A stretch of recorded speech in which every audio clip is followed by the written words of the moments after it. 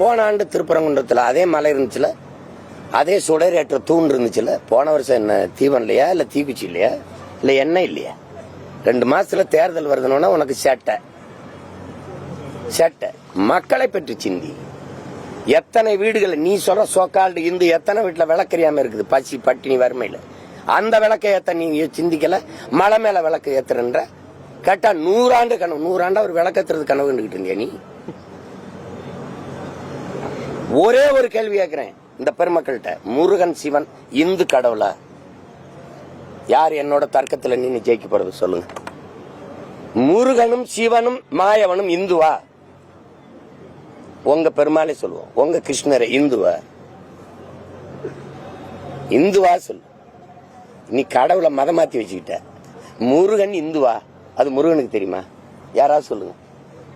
முருகன் இந்து கடவுளா சைவ கடவுளா? திடீர்னு தேர்தல் வரும்போது எல்லாருக்கும் உங்களுக்கு பாசம் வருது முருகன் மேல. இந்த கோயிலுக்குள்ள நடக்கிற திருட்டை கண்டுபிடிச்சு சொல்ல. அறநிலைத்துறையெல்லாம் ரொம்ப நேர்மையா நடக்குதா? ஒரு ஊழலும் நடக்கல, ஒன்னும் நடக்கல. சொல்லுங்க. கோயில் இடங்கள்ல கடைகளுக்கு வீடுகளுக்கு எல்லாம் வாடகை விட்டு இருந்தான். அதை 10,000 ரூபாய 1,00,000 ரூபாயை ஏத்திருக்காரு ஐயா சேகர் பாபு. அதை கேட்க உனக்கு துணி இருக்கா? ஏன் இப்படி திடீர்னு ஏத்தனா எதை கேட்பிய? பக்கத்துல இருக்க மலையை வெட்டி கல்குவாரி நீ ஏத்துறான, அந்த மலையை பத்தி கவலைப்பட நீ வரல. இந்த மலையில தான் முருகன் இருக்கானா? குன்று இருக்க இடமெல்லாம் குமரன் இருக்கிறான்னா இந்த திருப்பரங்குன்றத்துல இருக்கானா? இந்த நாடங்களும் வெட்டி ஏத்துறான என் மலை, அங்கெல்லாம் குமரன் இல்லையா?